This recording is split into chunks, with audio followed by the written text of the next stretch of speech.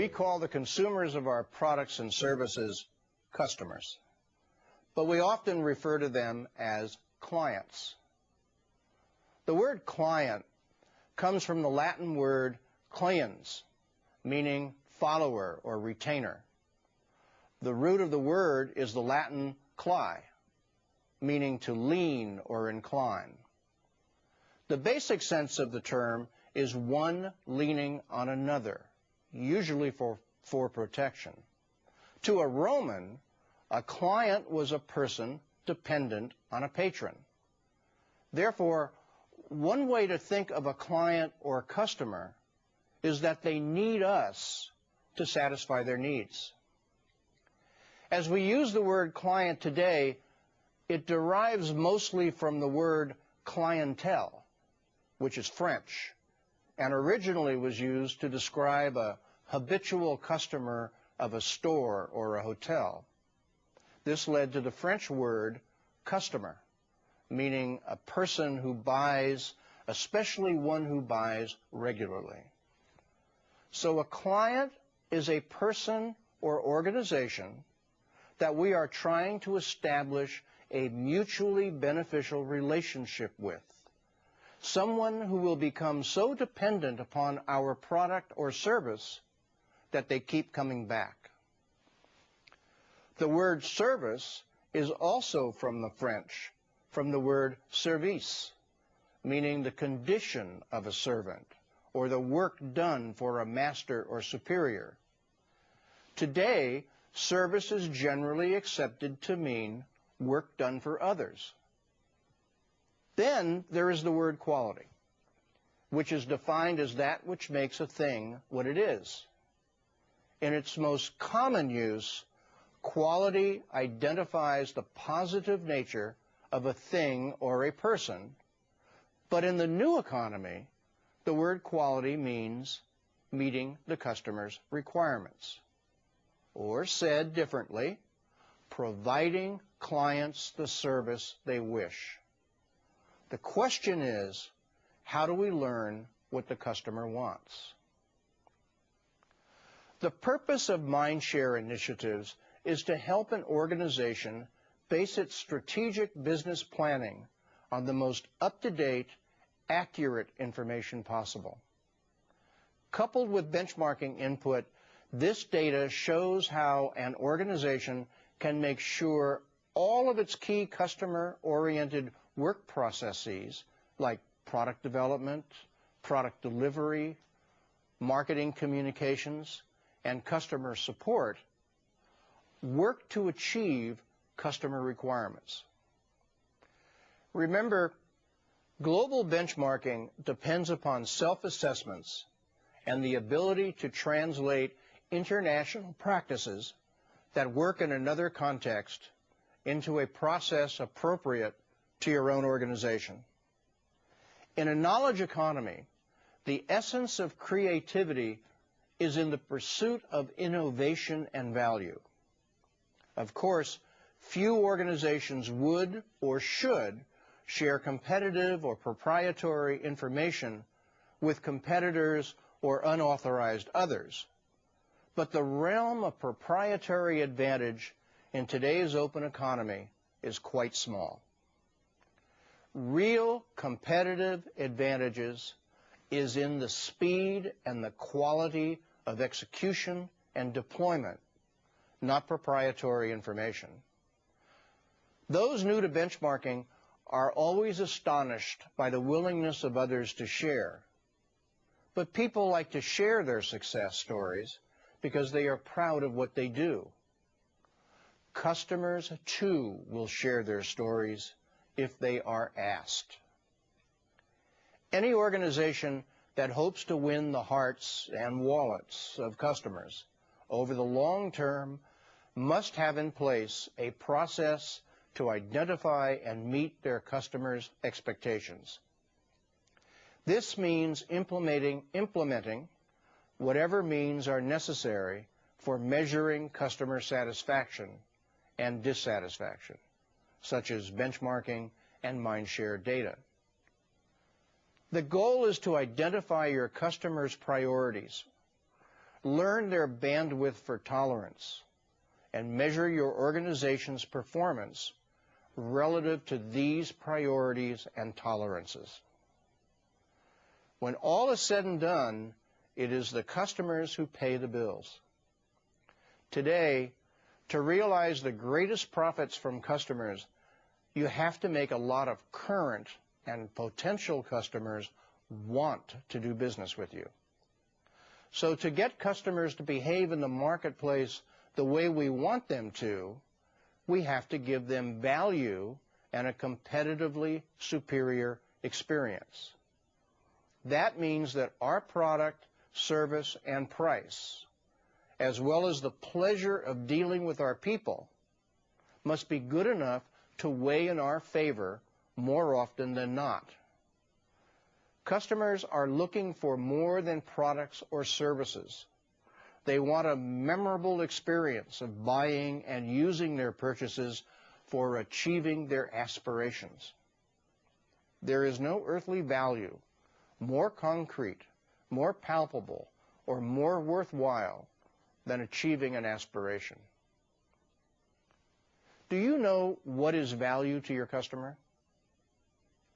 Mindshare research indicates that customers express their view of how suppliers provide value in 3 categories. First, product leadership. In this category, customers will say things like, they're the most innovative. They are constantly renewing and creating. They are always on the leading edge. Second is operational excellence. Consumers describe this value this way. They say it is a great price, a no-hassle firm. They never make mistakes. The third is customer-supplier intimacy, which they describe like this. Their services are unique. This is exactly what I needed. They're very responsive. Of course, delivering the value your customers desire is done through your business practices. That is, how you run your organization to meet your customers' requirements. But the first step is determining your customers' needs and wants and expectations. Only then can you begin to meet their expectations in ways that lead to profitable growth. Specifically, what is an expectation? An expectation is a desired state of affairs. It defines the ideal interaction with a provider and its products or service. For example, I might expect a 30-minute wait in line for a popular ride at an amusement park, based on my previous experience or what I have been told by someone. But if I observe that the park seems understaffed and disorganized, and not especially concerned about customers, my view will change. If I recall advertising promises that said, no wait for most rides, and if I remember a similar park where I have never had to wait more than 10 minutes, all things being equal, my expectation is that this park should not make me wait too long for my ride. If it does, I won't return. It is that kind of expectation that is important to know. The heart of expectation is the customer's quality judgments, and it determines their motivations and actions in the marketplace. These are influenced by their perceptions of how well a provider has performed according to expectations, which is why knowing the gap between your customers' expectations and their perceptions of your performance is so important. Mindshare is a means of learning what your customers require. A Mindshare activity or project generally moves through a 4-step process. Step 1 is developing a business marketing plan to identify the organization's key goals and objectives, which ultimately outlines the desired measurable outcomes. Step 2 is developing a mind map, which is a plan to identify the comprehensive demographics of the organization's primary markets, what motivates customers to take actions, and the key messages to and from your customers. A mind map document identifies the following: the organization's marketing goals, the primary and secondary target markets, the customer demographics and factors that influence their decisions, the key messages that need to be reinforced, the current customer attitudes and perceptions, the differences between the organization and its competitors, and the market trends that influence your business. Step 3 is identifying potential market opportunities and industry alliances or resources, and benchmarking your competitive positioning and processes. Step 4 is developing an integrated marketing program designed to accomplish all the goals set forth in the organization's business marketing plan to deliver bottom-line, measurable actions for results. Mindshare is a springboard to a deeper understanding of your customers. For example, a Mindshare process answers the question, what should we ask in our customer satisfaction survey? A bald truth is that most customer surveys miss the mark in important ways, which means making decisions based on incomplete information. Think back on your own experience as a consumer. How often have you thought that the survey just didn't seem relevant to your experience as a customer? Well, perhaps you never said that exactly that way, but I think you get the point. Typically, customers have 3 categories of expectations. One is product quality, what they actually receive, which includes service when service is the product. 2, service quality, their experience in receiving a product. And cost, how much they have to spend over time for the privilege of owning or using the product or service. Therefore, a well-thought-out mind-sharing survey will focus on these 3 domains: product quality, service quality, and cost. Usually, a group of customers will have between 25 and 75 expectations at each category level, which can provide great information for customer satisfaction surveys and customer service training. Let me give you an example. This comes from a convenience store chain. Under service quality, the Mindshare data identified 5 areas that they and their customers agreed could be assessed: reliability, assurance, tangibles, empathy, and responsiveness. Some of the reliability concerns are dependability, keeping promises, continuity of staff, and consistency of performance. Some of the expectations customers identified were accuracy, that is, visible and accurate prices, correct change provided, needed items in stock, where they can find a specific item and advertise specials in stock. Under reliable, it was equipment that works and is maintained properly. Beverages that stay cold and telephones that work are examples. Under consistent layout, standardized layout from store to store. And always open, that is 24 hours, 7 days a week.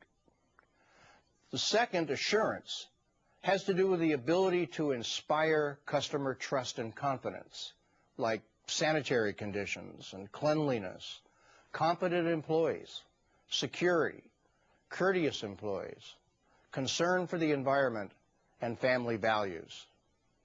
Tangibles includes the physical manifestation of service, like ease of use easy to read and see, the quality of the internal environment, the smell, the lighting, well-groomed people, store fixtures provided like ATMs, telephones, carts, baskets, clean restrooms, parking, and the advertising and promotion.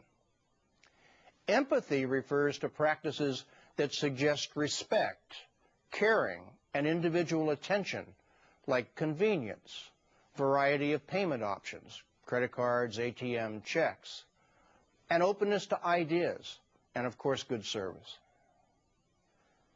Responsiveness implies employees' willingness or readiness to help and provide timely service, like quick checkout, quick deli service, a wide variety of items and services.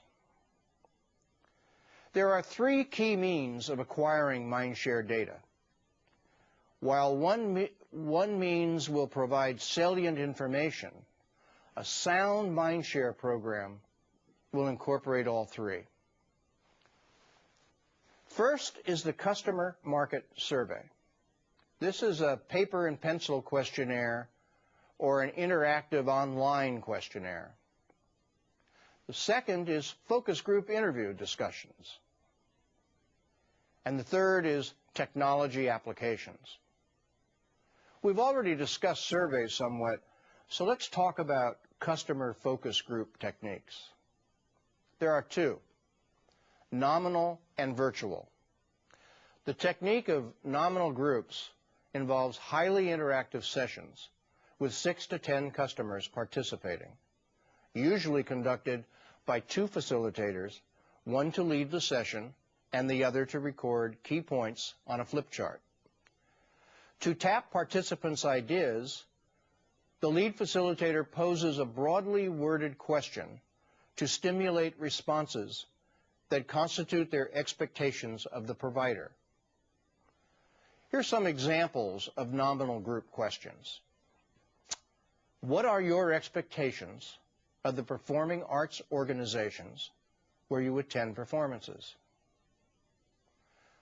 As a cardiovascular surgeon, what comes to mind when you think about receiving excellent service from the products from companies that manufacture and distribute heart valves? What makes for an excellent experience when shopping at a convenience store? Participants are asked to brainstorm silently and jot down as many responses as they can. Then they share their responses with the group, round-robin style. The group reviews the resulting list of expectations to eliminate duplicate ideas, define ambiguous words and phrases, and add new ideas and provide anecdotes and experiences that will add context and color and detail. A virtual group technique is intended for situations in which it would be unduly difficult or expensive to bring customers together. The group is virtual because its members never meet physically or communicate face-to-face.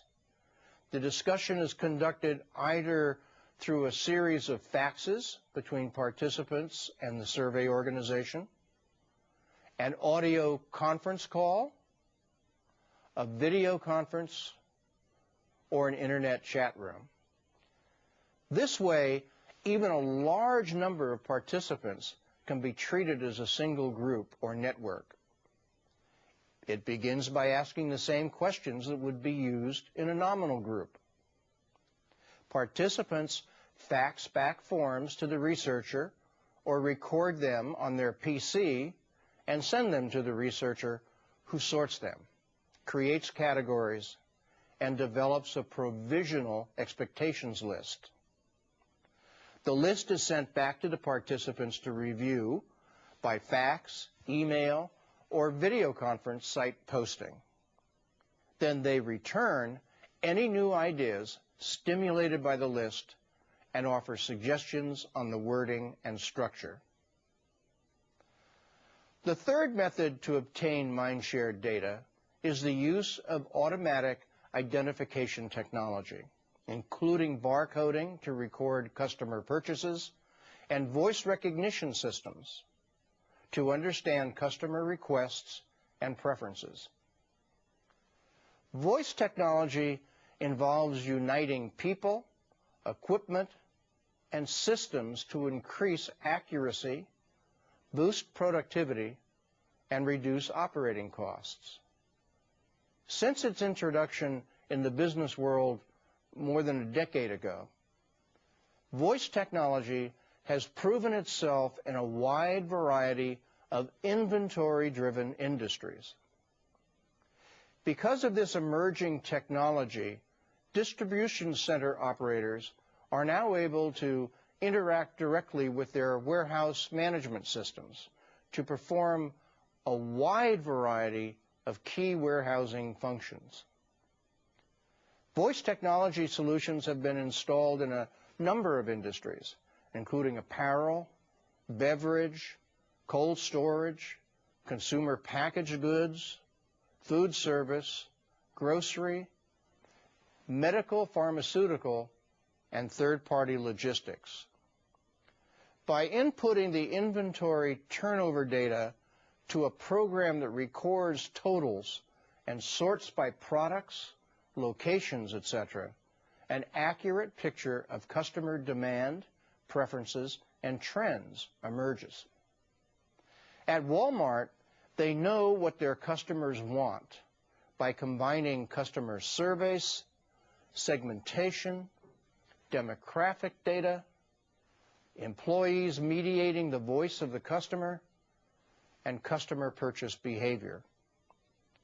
As a result, they stock their stores differently to satisfy specific community needs and create specific modulars or product stock packages according to local needs and desires. For example, managers research the kinds of fish prevalent in their communities and then are able to choose from 287 fishhook modulars available from suppliers for their fishermen customers. But the method that is quickly revolutionizing auto identification technology is radio frequency ID, RFID. RFID promises to revolutionize the supply chain world with its hands-free ability to track pallets, cases, and items. It offers the opportunity for both increased operational efficiency and product selection, and in turn, a recordable insight to our customers' minds. At present, the pharmaceutical field shows the greatest promise for harnessing RFID for profit and for the public good. IBM recently announced a major new initiative in RFID tags for services for pharmaceutical applications. The ultimate shape and strength of the RFID market is still being defined by innovation around the market, driving forces of return on investment. One such example is underway at Japanese retail giant Mitsukoshi. Mitsukoshi runs a chain of high-end department stores in Japan. They took a look at the arguments in favor of item-level tagging and implemented a pilot program for tagging women's shoes in 2004. Their goal was the same as Walmart's RFID initiative: increased sales and increased inventory accuracy. Mitsukoshi chose women's shoes as the initial product for item-level tagging because they knew that much of a shoe salesman's time is spent in digging through a backroom stock to find a requested size. By issuing RFID readers to their sales force, they were able to provide faster service via display of current stock. Mitsukoshi increased shoe sales by 10% while decreasing the average service time from 12 minutes to 6 minutes. It's quite impressive. All of this could have been done with barcodes, but the RFID approach pointed the way towards a new program that is currently being tested in one of Mitsukoshi's Tokyo stores. They decided to capitalize on the fact that most of their high-end apparel products were already supplied with RFID tags. So Mitsukoshi installed RFID readers in the dressing rooms to determine the SKU, that is the stock keeping unit numbers, of a customer's selection, which contains both color and size information. The information is displayed on the screens of their existing voice-over IP phones, which are programmed to allow a customer to select different sizes or colors of a garment immediately after trying on a sample. Dressing room attendants are able to get new items for a customer to try on without requiring the customer to leave the privacy of the fitting room. The goal is to achieve increases in sales and reductions in service times that exceed the Ladies' Shoes pilot program. The brilliance of Mitsukoshi's experience is in how well it combines the elements necessary for success. It meets a real need and provides a positive return on investment. It exploits off-the-shelf technologies and is collaborative for both technologies, RFID and voice-over IP, while increasing collaboration between the customer and the salesperson. Because the technology records customer behavior and facilitates personal interface between the customer and the sales staff, it is an almost instant response to Mindshare data. For those interested in exploring Mindshare applications for their own organization, there are several resources you can use. First, if your organization possesses a marketing research group or retains an outside firm for this purpose, you already possess the competence for gathering data, and your strategic planning group should be able to assist in evaluating the information in a meaningful way. Another resource is a myriad of consultant groups in total quality or market research that are already using Mindshare as an organization planning tool. Finally, an internet search will turn up many articles and primers on Mindshare and competitive benchmarking, including several revealing Walmart case studies. I urge you to develop Mindshare competency in all your organizations around the world so that we may all participate in the benefits of the new economy. Thank you.